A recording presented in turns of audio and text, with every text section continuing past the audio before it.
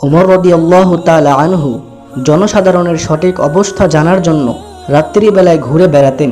এক রাতে একটি ছোট্ট কুঠিরের সামনে এলে তিনি বাড়ির ভিতরের কথাবার্তা শুনতে পেলেন। মা মেয়েকে আদেশ করেছেন, দুধের সাথে পানি মিশাও। ভোর হয়ে এলো, মেয়েটি উত্তর দিল, না মা, ওমর রাদিয়াল্লাহু তাআলা আনহু দুধে পানি মিশাতে নিষেধ করেছেন, তিনি জানতে পারলে শাস্তি দিবেন। মা বললেন, ওমর দেখতে পেলে তো? মেয়ে বলল, আমি প্রকাশ্য তার অনুগত্য করব আর গোপনে তার অবাধ্যতা করব। আল্লাহর কসম, এটা আমার পক্ষে মোটেও সম্ভব নয়।